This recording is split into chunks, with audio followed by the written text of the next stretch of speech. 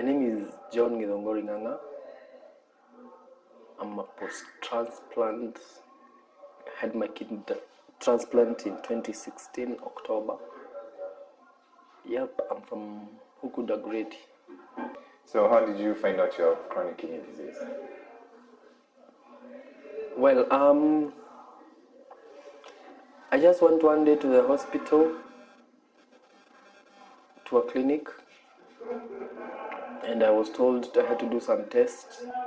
I thought I had an infection, a UTI infection. Went to the clinic, got some meds. The protein in the urine never reduced. Went back and they wrote me a referral letter to Kenyatta. Did my creatinine test, and that's how I learned I had chronic kidney disease. When the doctor told you need a transplant, a kidney transplant, can you describe that moment to us? Well, it was not a good moment because in the first place, it was very unprofessional. Unprofessional in the sense that it was just abrupt. It was a trainee who just came and told me that night when I slept at Kenyatta. The trainee just came and told me, you need a kidney transplant or dialysis for the rest of your life. So it was a bit tough to take because there was no counseling or whatever. It was just like, hey, you need a new kidney or dialysis for the rest of your life. Like, yeah. So it was hard. So what would you change, like, if you were to be told you need a kidney transplant again? What would you change in that moment? I would first tell myself that it's normal and it's not the end of life, and it's just a few months and you're back to your feet. So unlike the past, I would not stress about it. Yeah, the only stress will come, where do I find the kidney? But it's not what happens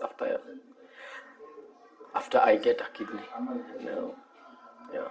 So yeah, what went through your mind and how did you deal with it? Well, I thought it was the end of life. I actually thought that I'm about to die. Yeah, because it's something. At that time, kidney disease was not well known. At least right now, awareness is all around. People know about it. But at that time, we were at 0 point of information. So that became another stress. But how I dealt with it is that I got to meet a lot of people who had also gone through the same thing, and they helped me through it. Though before they were not known, but they came out in large numbers. Yeah. Oh, that's good. So how did you decide on who you'd ask to be your donor? Well, basically it is decided by the doctors. My dad wanted to donate, but he was told he can't because of age.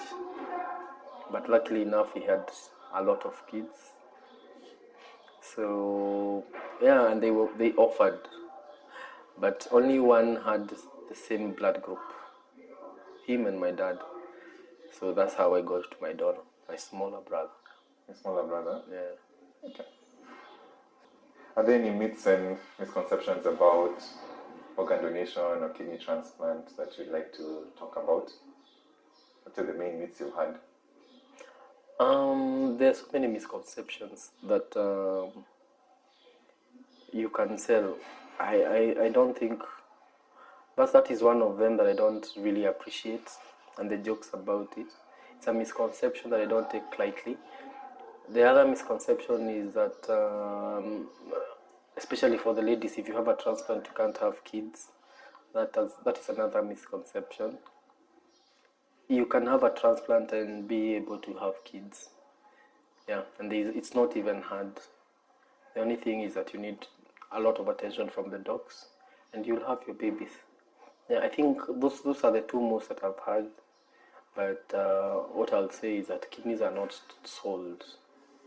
Only malicious people sell, but not people who want to save lives.